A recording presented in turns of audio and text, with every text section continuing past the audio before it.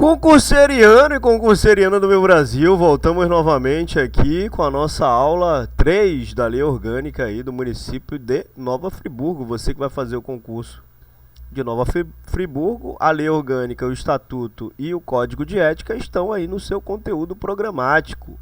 Apenas, se eu não me engano, apenas ensino fundamental completo e incompleto que não tem, mas o resto tem, tá?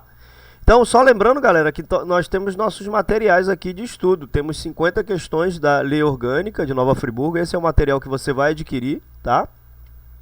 Então, são 50 questões comentadas para você treinar. Lembrando que as questões são baseadas na banca Consulplan, beleza? Então, você vai estudar baseado aí. Você não vai precisar pesquisar mais questões. A gente já colocou tudo prontinho aqui para você. Tem 50 questões também do Estatuto do Servidor, né? Todas comentadas também. Esse aqui, inclusive, é o material que você vai adquirir, beleza?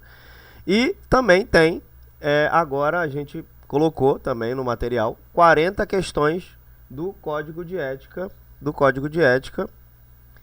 de Nova Friburgo. O Código de Ética, ele é menor, né? Ele é menor do que as outras coisas, né? Menor do que o Estatuto e menor do que a Lei Orgânica. A Lei Orgânica, ela é a maior lei que eu já vi na minha vida, 700 e vral de artigos. Então a gente vai colocar aqui os artigos que mais são importantes aí para você poder chegar na hora da prova e fechar, tá? Eu recebo muitas mensagens de pessoas que já passaram, inclusive vou colocar aqui, lá no final do vídeo, vou colocar depoimento de pessoas que fizeram a compra do meu material, que assistiram minhas aulas e se deram bem aí na parte de legislação, beleza? Então, sem mais delongas, lembrando que se você gostar do vídeo, por gentileza, deixa o likezinho pro titio para ajudar na divulgação.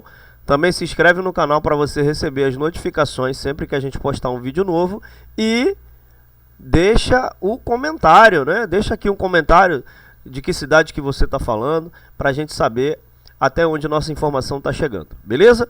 Então hoje a gente vai começar a nossa terceira aula aqui da Lei Orgânica. Deixa eu sair daqui para não atrapalhar a leitura de vocês e vamos dar seguimento, né? Então hoje a gente vai falar aqui, lembrando, galera, que as aulas são bem detalhadas, tá? São grátis, mas são detalhadas, beleza?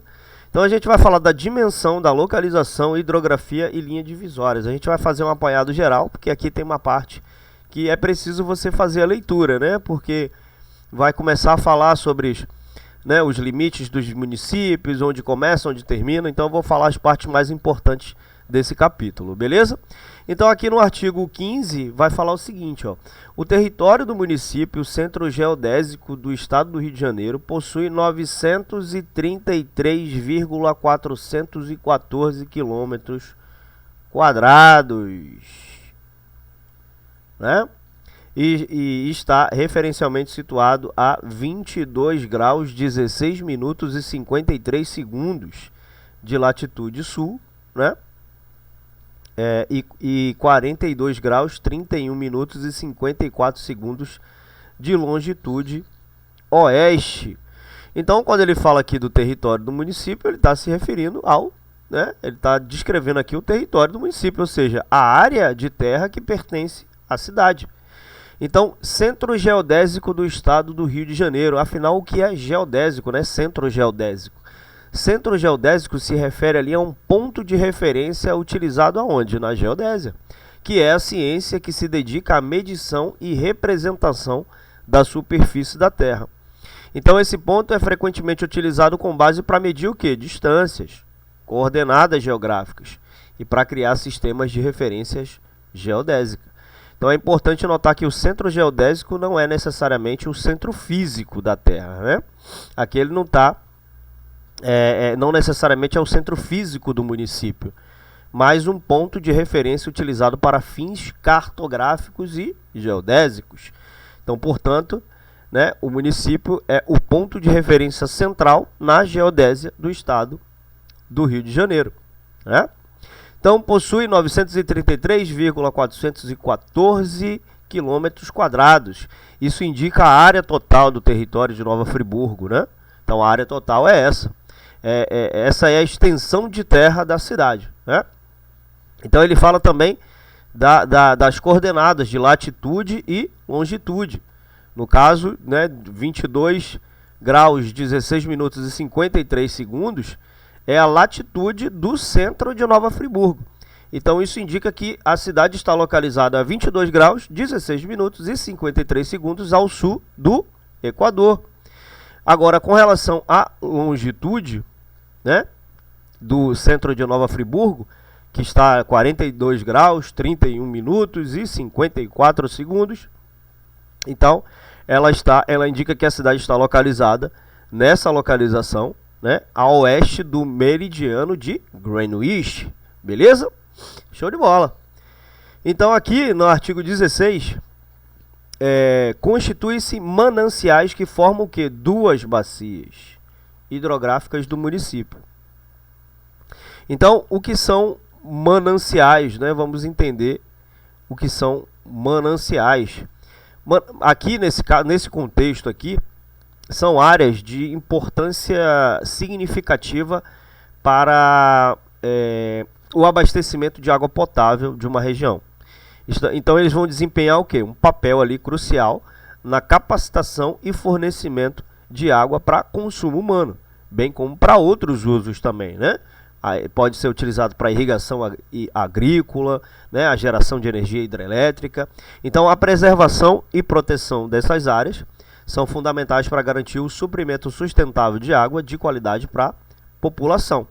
O texto também menciona aqui, ó, que são duas bacias hidrográficas, né?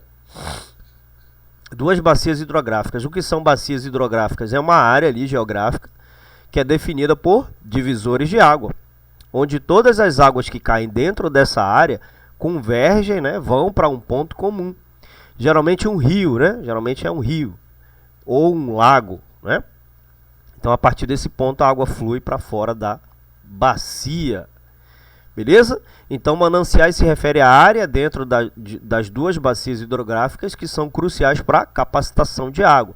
Então, a preservação dessas áreas é essencial para manter a qualidade e a disponibilidade de água para as necessidades da população e do ecossistema local. Beleza? Show de bola. Então, aqui, nesse caso, aqui são duas bacias. Então, vamos explicar cada uma delas. Tem a bacia do Rio Grande. Bacia do Rio Grande, né? Isso aqui é questão de prova. As bancas gostam muito de colocar isso daqui. Então, a bacia do Rio Grande é a primeira das duas bacias hidrográficas mencionadas, né? Essa é a primeira e a bacia do Rio Macaé é a segunda, né? Então, a bacia do Rio Grande está se referindo à bacia principal do Rio Grande, que é um curso de água significativo da região. Então, a bacia do Rio Grande inclui também os afluentes aqui. Os afluentes, que são esses aqui. Mas, o que significa os afluentes, né? Aqui, nesse contexto, afluentes são cursos de água, rios, riachos, que vão desaguar em um rio principal, lago, oceano ou outra massa de água. Então, em termos simples, são corpos de águas menores que alimentam um corpo de água maior. Então, esses afluentes contribuem para o aumento do fluxo de água no rio principal ou corpo d'água em que se desembocam. Beleza? Então, a bacia do Rio Grande, ela tem, né, um curso de água significativo na região. Então, a bacia do Rio Grande inclui também os afluentes, como os Ribeirão do Capitão, São José e São Domingos. Então, em resumo, essa parte abrange a principal bacia do Rio Grande e seus afluentes. E tem a bacia do Rio Bengalas. A bacia do Rio Bengalas. Esta é uma subdivisão da bacia do Rio Grande e inclui cursos de água como o Córrego Dantas, o Rio Cônego e o Rio Bengalas. Beleza? Então aqui, ó, Córrego Dantas, Rio Cônego, Rio Bengalas e o Rio Santo Antônio também, né? Então essa subdivisão descreve ali os afluentes específicos da bacia do Rio Grande. Beleza? Show de bola. Aí tem a bacia do Rio Macaé. Essa é a segunda das duas bacias hidrográficas, que é essa daqui que a gente está vendo agora. Essa aqui é a segunda bacia. Então, Rio Bonito e Rio Macaé. Dentro da bacia do Rio Macaé, existem os rios Rio Bonito e Rio Macaé. Então, esses são os principais cursos de água que fazem parte dessa bacia hidrográfica. Beleza? Show de bola. Então o município, aqui no artigo 17, né? O município confronta-se ao norte com os municípios de Bom Jardim, Duas Barras e Trajano de Moraes. Ao sul com os municípios de Silva Jardim e Cachoeiras de Macacu. Ao leste com os municípios de Macaé e Casimiro de Abreu.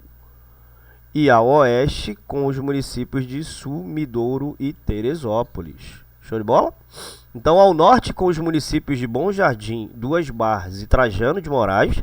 Isso significa que a fronteira norte do município de Nova Friburgo é compartilhada com 3 outros municípios, que são esses que a gente acabou de falar. Bom Jardim, Duas Barras e Trajano de Moraes. Ao sul, né? Aí vem a parte sul, são os municípios de Silva Jardim e Cachoeiras de Macacu. A fronteira sul de Nova Friburgo faz limites com os municípios de Silva Jardim e Cachoeiras de Macacu. Ao leste, a fronteira oriental, né, de Nova Friburgo é compartilhada com os municípios de Macaé e Casimiro de Abreu. A oeste, os municípios de Sumidouro e Teresópolis. Então faz fronteira ali a oeste com os municípios de Sumidouro e Teresópolis. Show? Beleza, então aqui são os limites, né? São os limites do município. Os limites do município são os seguintes no termo do artigo 17 observado da legislação estadual. Então, Bom Jardim, ele vai falar aqui que começa na Pedreira do Alto dos Michés e segue em reta até atingir a confluência do Rio Bengalas no Rio Grande, sobre o Rio Bengalas até a confluência do Córrego das Flores, sob este último até a sua nascente principal. Vai daí ao Alto do Catete, segue em reta até a nascente principal do Córrego da Tapera, na Serra de Macaé, e continua pelo divisor dessa serra até o ponto em que encontra o divisor de águas dos ribeirões Santo Antônio e São Lourenço. E Duas Barras, começa no ponto de encontro divisor de águas do Rio Grande, Paqueré com o Rio Grande e Córrego das Três Barras, e segue por último até o divisor da Pedreira do Alto dos Michés. Beleza? Então aqui a gente vai dar uma pulada porque ele vai falar aqui dos limites dos municípios, né? Que aqui você tem que dar uma lida que ele começa a falar, né? Quais são os limites. Silva Jardim, começa um ponto fronteiro, Cachoeiras. Então aqui você pode dar uma lida tranquilamente. Beleza? Então aqui a gente já vai para uma parte mais importante da divisão administrativa, que é uma parte muito importante, que isso aqui despenca em provas, né? Então vamos começar aqui falando do artigo 19. O território do município poderá ser dividido em quê? Né? Para fins exclusivamente administrativos, em distritos, bairros, vilas e localidades. Muito simples. Então essa divisão administrativa ela é comum em muitos municípios, né? Serve ali para organizar e facilitar a gestão local. Então, quando ele fala dos distritos, a gente vai falar um pouco mais profundamente dos distritos mais para frente. Então, os distritos são o quê? Divisões administrativas, que geralmente correspondem a áreas geográficas maiores dentro do município. Então, eles podem ter a própria administração local, né, uma representação. Então, frequentemente são usados para facilitar a prestação de serviços públicos em áreas distantes do centro da cidade. Os bairros são divisões administrativas menores, né, que compõem os distritos ou, em alguns casos, são definidos diretamente pelo município. Então, eles são unidades o quê? Populacionais mais concentradas. Servem ali para organizar a cidade em áreas reconhecíveis e identificáveis. Tem as vilas e as localidades também, como o próprio texto diz. Então, vilas e localidades são geralmente áreas ainda menores, né? Frequentemente em áreas rurais, podem ser administradas ali de maneira mais simplificada, né? Então, são usadas para fim de identificação e organização, especialmente em regiões menos densamente povoadas. Beleza? Então, voltamos aqui. Beleza, então é isso. Então vamos falar aqui do parágrafo 1 agora do artigo 19. É facultada a descentralização administrativa com a criação de subsedes da prefeitura na forma de lei de iniciativa do poder executivo. Beleza? Então é facultado, significa o quê? O parágrafo 1, ele estabelece que a descentralização administrativa, que envolve a criação de subsedes da prefeitura, ou seja, escritórios, né, ou unidades administrativas regionais, pode ser realizada mediante a aprovação de uma lei proposta pelo Poder Executivo Municipal. Então a gente vai explicar isso com mais detalhes, né? Então a descentralização administrativa se refere à prática de delegar certas funções administrativas ou de governo para unidades ou órgãos regionais dentro do município. Então a ideia por trás disso é aproximar a administração municipal das necessidades e demandas específicas das diferentes áreas geográficas do município, né? Então quando ele fala das subsedes da prefeitura, quando ele fala disso, são unidades ali ou escritórios administrativos que atuam como extensões da sede central da prefeitura, localizada na capital do município, né? Então a criação de subsedes permite ali que os serviços públicos sejam mais acessíveis para os cidadãos em diferentes regiões do município. Então, a proposta para criar essas subsedes da prefeitura deve ser apresentada pelo prefeito, ou seja, pelo Poder Executivo, à Câmara Municipal. Ele vai apresentar à Câmara Municipal. A Câmara Municipal é o quê? É o órgão legislativo municipal. Então a Câmara Municipal vota e aprova a lei, caso considere apropriado, para permitir a criação dessas subsedes. Beleza? Então, tranquilo. Aqui no parágrafo 2, distritos, bairros, vilas e localidades são criados, organizados e suprimidos por lei municipal, observados a legislação estadual, a consulta plebiscitária e o disposto nesta lei orgânica, né? Então aqui os distritos, bairros, vilas e localidades, eles são criados por lei municipal. O que significa? Que a criação, a organização e a supressão é a eliminação também, né? Pode eliminar um distrito, pode eliminar um bairro, uma vila, né? Eles podem criar, organizar e retirar, se eles quiserem, né? Então, a criação, a organização e supressão dessas divisões administrativas são determinadas por uma lei aprovada pelo órgão legislativo municipal, que é quem? A Câmara Municipal. Então, a lei municipal é o instrumento legal que define as características, limites e funções dessas áreas, beleza? Então, além da legislação municipal, a criação e a organização de distritos, bairros, vilas e localidades devem estar em conformidade com as leis estaduais aplicáveis. Então, isso significa que o município deve respeitar as regras e diretrizes estabelecidas pelo Estado em relação a essas divisões administrativas. E aí acontece a consulta plebiscitária. Como a gente já aprendeu, a realização de um plebiscito, que é a consulta popular, pode ser necessária em alguns casos específicos, né? Como quando a criação ou supressão de um distrito afete significativamente a população local. Então, o plebiscito permite que os residentes da área afetada participem da decisão, né? Então, todas essas ações devem estar em conformidade com o que está estabelecido na própria Lei Orgânica de Nova Friburgo, ou seja, os procedimentos e critérios específicos para a criação e a organização dessas divisões administrativas devem ser consistentes com os princípios e diretrizes da Lei Orgânica do município, beleza? Então a lei estabelecerá o quê? A delimitação dos distritos, bairros, vilas e localidades, a qual poderá ser feita em cooperação com o Instituto Brasileiro de Geografia e Estatística, o nosso famoso IBGE, ou com órgão que venha a substituí-lo em suas competências para ajustar os limites a serem fixados ao ordenamento e planejamento geográfico, cartográfico e as atividades censitárias da União. Então, aqui no parágrafo 3, ele vai abordar aqui por meio de lei municipal em relação à criação, à supressão de distritos, né? Então, a delimitação de distritos, bairros, vilas e localidades, a lei municipal deve estabelecer ali a delimitação precisa das áreas que serão designadas como distritos, bairros, vilas ou localidades. Então, essa delimitação pode ser feita em colaboração com quem? Com o nosso Instituto Brasileiro de Geografia e Estatística, que é o nosso IBGE, ou um órgão equivalente, a fim de garantir o quê? Que os limites estejam em conformidade com as necessidades do ordenamento e planejamento geográfico cartográfico, bem como as atividades censitárias realizadas pelo governo federal, né?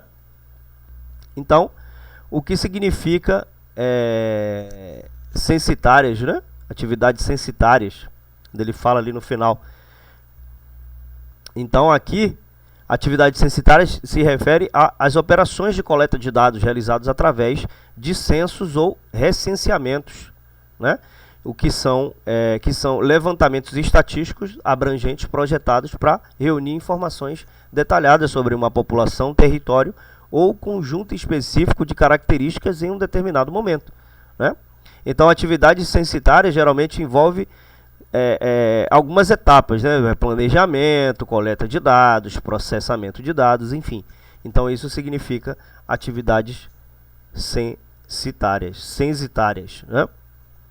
Beleza? Então, vamos seguir aqui falando da parte 2. Sinalização das áreas limítrofes distritais de bairros, vilas e localidades que estiverem devidamente georreferenciadas. Então, a lei também deve prever a sinalização adequada das áreas que fazem limite com os distritos, os bairros, né, as vilas, que foram georreferenciadas. O que significa? Que os limites das divisões administrativas devem ser claramente marcados e identificados para facilitar a compreensão e a identificação dessas áreas, né? Então, em resumo, o parágrafo 3 ele diz o quê? Ele vai estabelecer os requisitos legais para delimitação, georreferenciamento e sinalização das divisões administrativas. Como o quê? Como os distritos, bairros, vilas e localidades. No município de onde? De Nova Friburgo. Então, essas medidas visam garantir que essas divisões sejam bem definidas e identificáveis para fins administrativos e de planejamento urbano. Beleza? Então, vamos seguir aqui. Artigo 20. Constitui distrito a parte do território do município com extensão relativamente representativa e com condições específicas dividido para fins o quê? Administrativos, de circunscrição territorial e de jurisdição municipal geograficamente delimitada e com denominação específica. A denominação específica é nome, tá? Beleza? Então aqui vai estabelecer o conceito e a definição de um distrito no município, bem como a lista, né? Aqui vai falar a lista dos distritos existentes, né? Então, aqui define o que constitui o distrito dentro do município de Nova Friburgo. Um distrito é o quê? Vamos recapitular. É uma área de território municipal que atende a determinados critérios. Que critérios são esses? Possui uma extensão significativa em relação ao tamanho total do município, né? É dividido para fins administrativos, ou seja, é uma subdivisão do município com o seu próprio governo local, né? Tem limites geograficamente definidos e tem um nome específico que o identifica, que é a denominação específica, né? Então, são distritos do município. Então, esse parágrafo aqui ele vai enumerar os distritos existentes no município, né, de Nova Friburgo. Cada um desses distritos possui uma denominação específica e é reconhecido como uma divisão administrativa dentro do município. Então, os distritos são listados como Nova Friburgo, que é o distrito sede, né, que é a cidade de Nova Friburgo, é o distrito sede, é o distrito principal. Rio Grandina, que é o segundo distrito. Campo do Coelho, que é o terceiro. Amparo, que é o quarto distrito. Lumiar, que é o quinto. Conselheiro Paulino. E São Pedro da Serra, que é o sétimo distrito. Então, a banca ela pode perguntar isso aqui. Qual é o segundo distrito? Né? Quais são os distritos do município? Aí ela vai colocar uma série de cidades. E Muri, pelo amor de Deus, não pode esquecer de Muri, que é o oitavo distrito, né? Então, são 8 distritos. Se ela perguntar quantos distritos tem no município de Nova Friburgo, 8. Beleza? Então, os distritos podem ser o quê? Urbanos, constituídos de bairros. Então, distritos urbanos, eles são constituídos principalmente por bairros. Então, em outras palavras, os distritos urbanos incluem áreas dentro do município que são densamente povoadas e caracterizadas por atividades urbanas, como moradias, comércio e serviços públicos. Então, os bairros são o quê? A principal unidade dentro desses distritos urbanos. Beleza? Maravilha. Então, não se esquece, galera, que se você estiver gostando da aula, por favor, deixe o seu like, deixe o seu comentário. Se inscreva no canal para você receber as notificações sempre que a gente postar uma aula nova, beleza? Então, vamos seguir aqui com essa aulinha maravilhosa. E tem também aqui o predominante. Então, nos distritos podem ser o quê? Predominantemente rurais, constituídos de localidade de vila, a qual se configura como sede urbana dos respectivos distritos. Então, esses distritos são constituídos principalmente por localidades e, em alguns casos, por vilas que atuam como que sede urbana do distrito. Então, isso significa que os distritos predominantemente rurais abrangem áreas que são predominantemente rurais, né? Em termos de ocupação e atividades econômicas. Então, localidades e vilas dentro desses distritos podem ser mais esparsamente povoados e podem estar envolvidas em atividades agrícolas ou relacionadas ao campo. Beleza? Então, essa classificação ajuda a reconhecer a natureza das áreas que compõem os distritos dentro do município, o que é importante para o planejamento urbano, né, para a prestação de serviços públicos e para a tomada de decisões administrativas específicas para cada tipo de distrito. Então, além disso, a definição da sede urbana para distritos predominantemente rurais é mencionada, destacando o papel de vila como um centro administrativo desse distrito. Beleza? Show de bola. Então, aqui no parágrafo 3, os perímetros urbanos são distritos... Os perímetros urbanos dos distritos deverão ser definidos a partir do zoneamento do plano diretor do município. Então, vamos por partes, né? O que significa o perímetro urbano? O termo perímetro urbano se refere às áreas dentro de um distrito que são consideradas urbanas, né? Então, isso envolve as áreas densamente povoadas, né? Então, densamente significa muita gente, né? Com infraestrutura e atividades urbanas, como moradias, comércio e serviços. Então, o perímetro urbano é isso. Os distritos, como a gente já sabe, são as divisões administrativas. O zoneamento do plano diretor, o plano diretor é o quê? É um instrumento de planejamento, né? Ele é usado como um instrumento de planejamento urbano que estabelece as diretrizes e regulamentos para o desenvolvimento de uso da terra do município. Então, quando você ouvir plano diretor, significa com o desenvolvimento e uso da terra do município. Então, o zoneamento é uma parte importante do plano diretor que categoriza diferentes áreas do município de acordo com seus usos e características, né? Como áreas residenciais, comerciais, industriais, rurais. Então, cada categoria tem regras específicas de uso de terra, né? Então, o parágrafo 13 estabelece que, para determinar os limites das áreas urbanas dentro de cada distrito, deve-se fazer referência ao zoneamento estabelecido no plano diretor do município. Isso é importante por quê? Porque vai garantir uma gestão adequada do crescimento urbano, o desenvolvimento ordenado das áreas urbanas e a proteção das áreas rurais e naturais. Beleza? Show! Nos termos da Constituição do Estado, os distritos gozam, né, do estímulo à instalação de bibliotecas, assim como atenção especial à aquisição de bibliotecas, obras de arte e outros bens particulares de valor cultural. Então, esse ponto destaca a importância da promoção da cultura e do acesso à informação nos distritos, né? Então, os distritos têm o direito de receber estímulo e atenção especial para a instalação de bibliotecas, bem como a aquisição de bibliotecas, né? Obras de arte e outros bens culturais de valor. Isso significa que o município deve apoiar o desenvolvimento cultural e o acesso à educação nas áreas dos distritos. Beleza? Também, né, os distritos gozam do direito à instalação de subdelegacias de polícia civil, desde que contenham mais de 1.000 habitantes. Então, esse ponto se refere ao direito dos distritos de terem subdelegacias de polícia civil, desde que tenha uma população superior a 1.000 habitantes. Isso visa a garantir a segurança pública nas áreas dos distritos, né? Permitindo a presença ali da Polícia Civil para lidar com questões de ordem policial e criminal. Então, esses direitos e estímulos são estabelecidos em conformidade com a Constituição do Estado e visam garantir o bem-estar, a cultura e a segurança das comunidades nos distritos dentro do município de Nova Friburgo. Beleza? Show de bola. Artigo 21. A criação, organização, supressão ou fusão de distritos depende de lei, após consulta plebiscitária à população diretamente interessada, observada a legislação estadual específica e ao atendimento aos requisitos estabelecidos no artigo 22 desta lei orgânica. Então, a criação, organização, supressão e fusão de distritos trata dos processos pelos quais um novo distrito pode ser criado, organizado, né, ou suprimido, né? Então, um ou dois mais distritos podem ser fundidos, né, que no caso é a fusão, né? Fundidos em um só. Então, depende de lei. Qualquer uma dessas ações depende da lei, né? Só pode ser realizada por meio de uma lei municipal.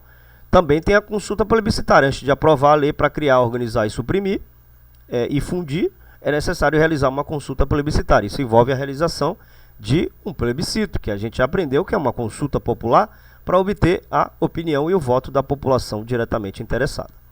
Tem também a observação da legislação estadual específica. Então, além de cumprir os requisitos estabelecidos na Lei Orgânica do Nova Friburgo, a criação, organização, supressão ou fusão dos distritos devem estar em conformidade com a legislação estadual. Beleza? Show de bola. Aqui no parágrafo único, o distrito pode ser criado mediante fusão de 2 ou mais distritos ou desmembramento de um, aplicando-se, neste caso, as normas estaduais e municipais cabíveis relativas à criação e à supressão. Então, tranquilo. O parágrafo único ele esclarece que um distrito pode ser criado por meio da fusão de 2 ou mais distritos existentes ou pelo desmembramento de um distrito. Então, nesses casos, as normas estaduais e municipais pertinentes que se aplicam à criação e supressão de distritos devem ser seguidas. Então, o entendimento é super tranquilo. Então, são requisitos para a criação de distritos. Essa parte aqui é legal. Essa parte aqui é questão de prova, com certeza. População, eleitorado e arrecadação, não, aqui no inciso 1, né? Não inferiores à sexta parte exigida para a criação do município. Então, para criar um novo distrito, é necessário atender a esses critérios. A população do novo distrito não pode ser inferior à sexta parte, é 1/6 da população exigida para a criação de um município independente. Então, isso significa que o novo distrito deve ter uma população considerável, né? Então, o eleitorado do distrito também não pode ser inferior à sexta parte do eleitorado exigido para a criação de um município independente. Isso implica que uma parte significativa da população do distrito deve ser composta por eleitores registrados, né? E a arrecadação de receitas.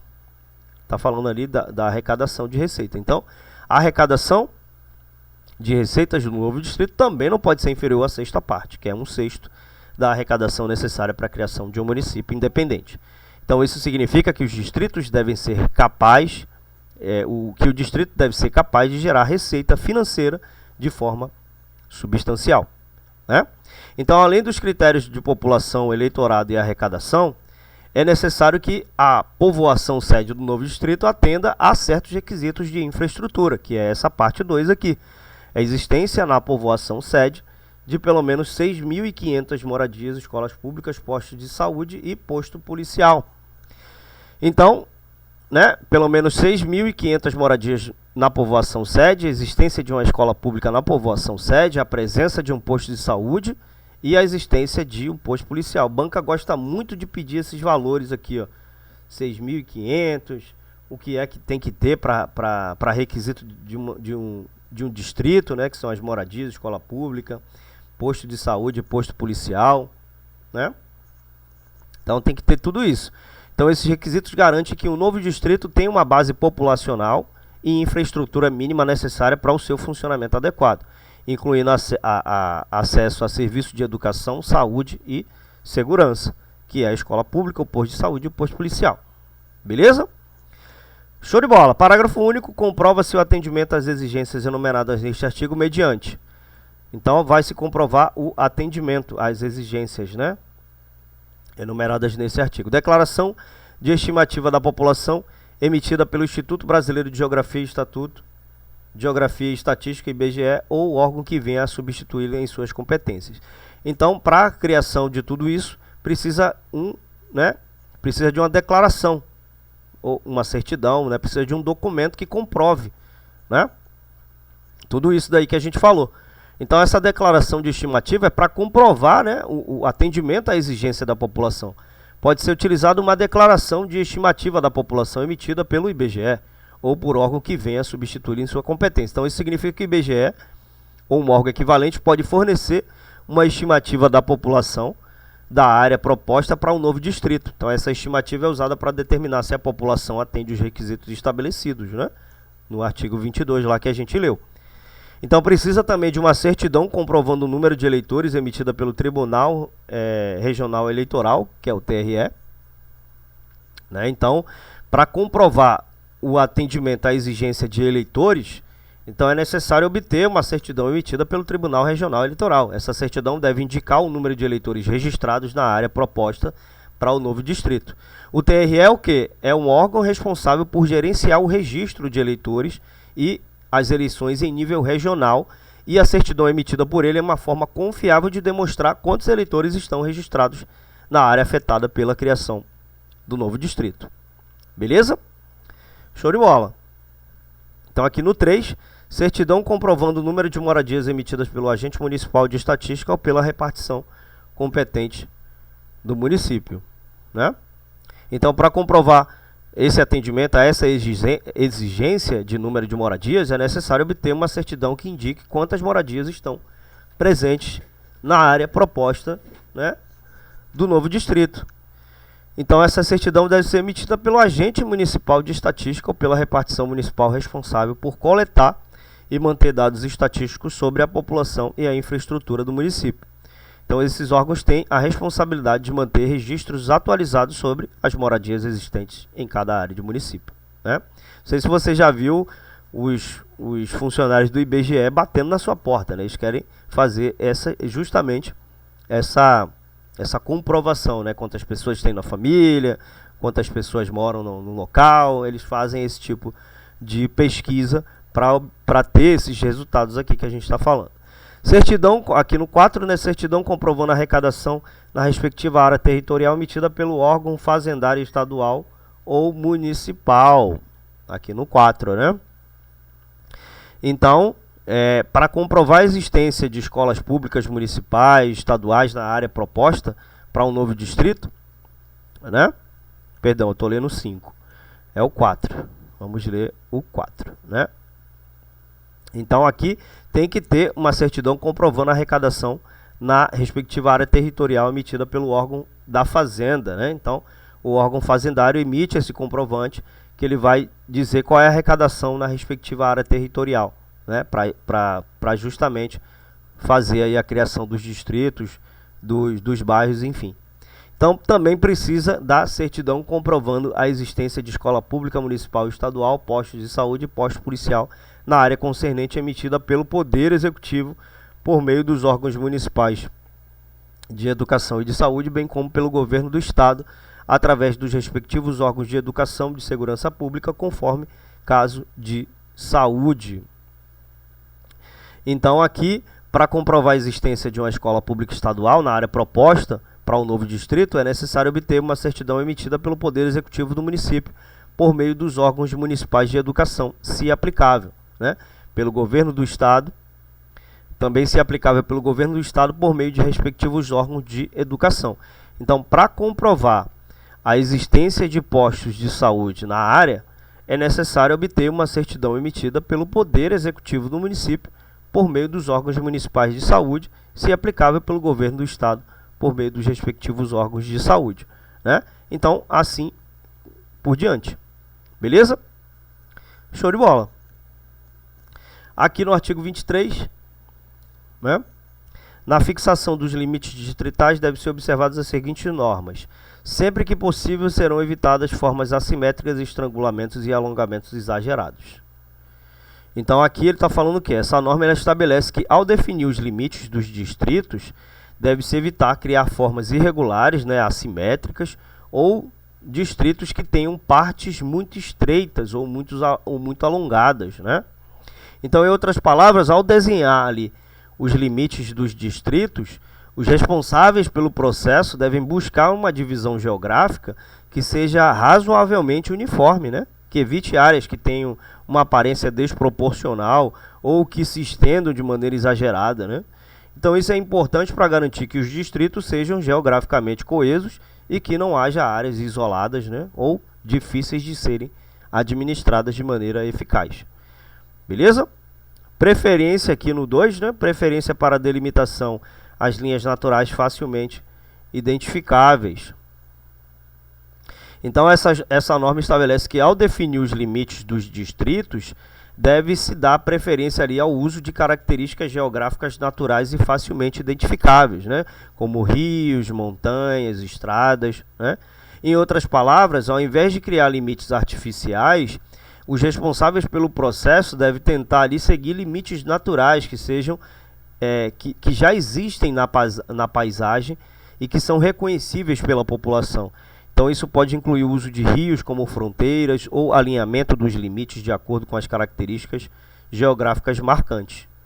Beleza? Então a razão para essa preferência é facilitar a identificação, a compreensão dos limites dos distritos por parte dos moradores e das autoridades municipais. Aqui no 3, a inexistência das linhas naturais, utilização de linha reta, cujos extremos, pontos naturais ou não, sejam facilmente identificáveis. Então, essa norma estabelece que quando não for possível utilizar linhas naturais para definir os limites dos distritos, deve-se recorrer ao uso de linhas retas, né? Então, essas linhas retas devem conectar pontos facilmente identificáveis, seja ele pontos naturais, como acidentes geográficos, ou pontos não naturais, mas reconhecíveis.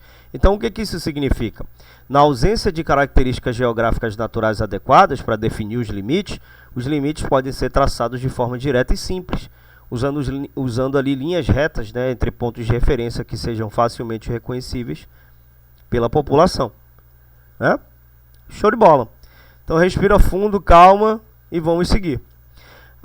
Também na fixação aqui, né, são observadas as normas de vedação de interrupção da continuidade territorial do município ou de distrito de origem. Então, essa norma ela proíbe a criação de distritos de forma que ocorra uma interrupção na continuidade territorial do município como um todo, né, do distrito de origem. Então, isso significa que ao criar um novo distrito ou ajustar os limites dos distritos existentes, deve-se garantir que o território do município ou do distrito original permaneça contínuo e não seja dividido em partes separadas ou isoladas. Então, a ideia por trás dessa diretriz é manter a integridade territorial do município e dos distritos, permitindo o quê? Permitindo uma administração eficiente e evitando fragmentação que possa dificultar a prestação de serviços públicos e a governança. Então, essa vedação ela visa garantir que os limites dos distritos sejam traçados de forma lógica e coesa, preservando ali a unidade territorial do município e dos seus distritos. Aqui no parágrafo único, os limites distritais devem ser descritos em memorial, trecho a trecho, salvo para evitar duplicidade nos trechos que coincidem com os limites do município.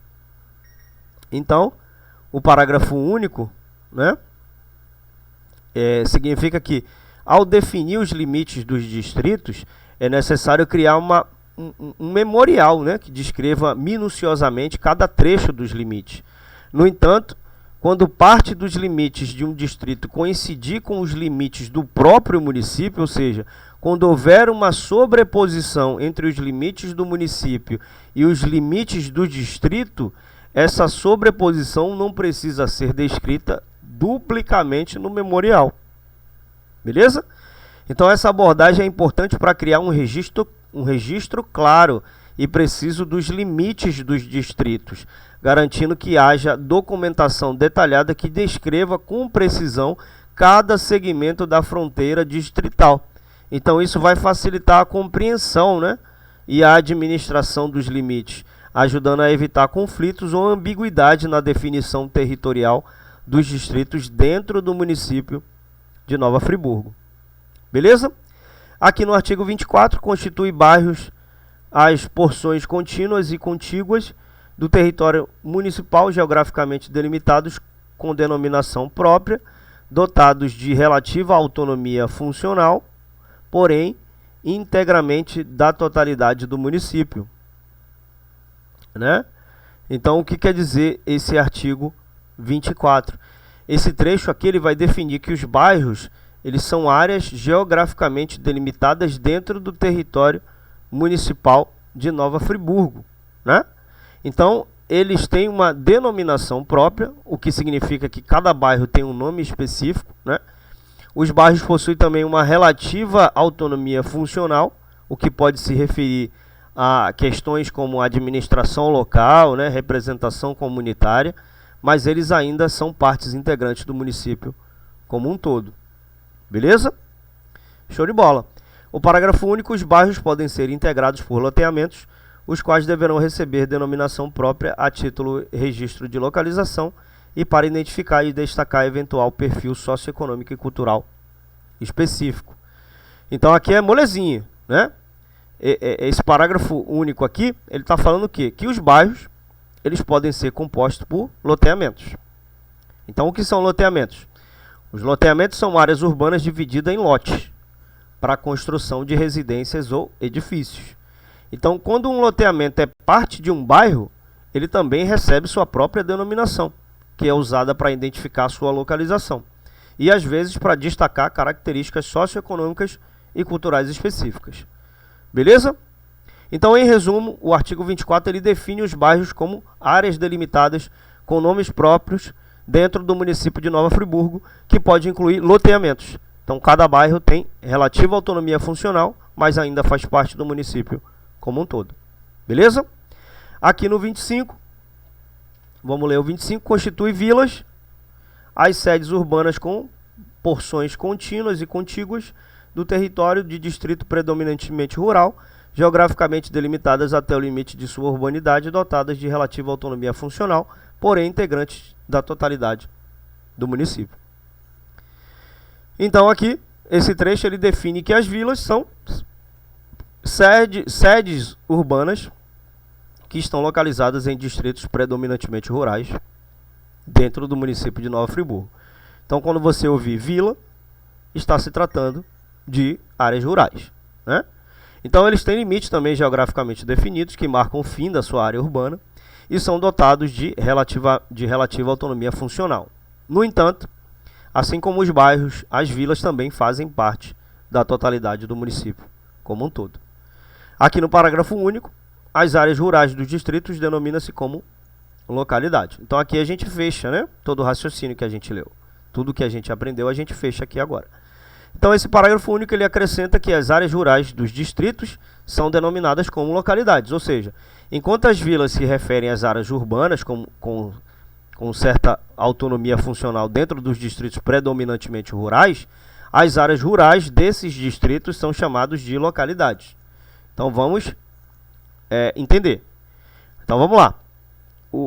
Esse parágrafo único acrescenta que as áreas rurais dos distritos são denominadas como localidades, ou seja, enquanto as vilas se referem às áreas urbanas com certa autonomia funcional dentro dos distritos predominantemente rurais, as áreas rurais dentro desses distritos são chamadas de localidades.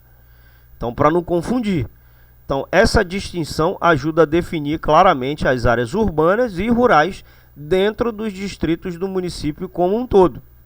Então, para resumir, o artigo 25 ele vai estabelecer que as vilas são áreas urbanas com alguma autonomia funcional localizadas em distritos predominantemente rurais de Nova Friburgo, enquanto as áreas rurais desses distritos são chamadas de localidades.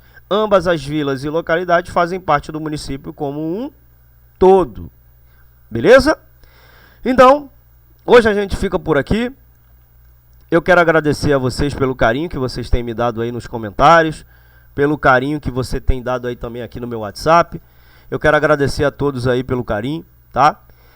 Eu fiquei de mostrar aqui algumas mensagens que as pessoas me mandam. Eu vou mostrar aqui para vocês, só um momento. Fala, minha galera, então esses daqui são alguns depoimentos dos alunos, né? Eu fico muito feliz, né? Então eles falam aqui, ó, com suas aulas de Quatis no YouTube, errei só uma questão, obrigado, né? Eles falam aqui, deixa eu mostrar aqui, mas muito bom o material, muito obrigado. E minha esposa também obteve bastante êxito, pois lembrou-se de várias dicas que tu nos deste nos vídeos, né? Aqui, ó, me chamo Maurício, aqui de Resende. Lhe escrevo esta para falar que, graças ao seu conteúdo para o concurso de Coatis, foi muito bem na prova, na parte específica, né? Então a gente fica muito feliz aí de estar ajudando as pessoas, de estar fazendo esse trabalho maravilhoso aí de levar conhecimento às pessoas, né? Então, eu fico muito feliz, queria agradecer ao Maurício aí pelo carinho, né? Eu acabei falando o nome dele aqui no vídeo, mas eu acho que ele não vai ficar chateado comigo. Beleza? Então, muito obrigado pela atenção de todos aí. Espero que vocês consigam atingir seus objetivos. Aquele abraço e tchau!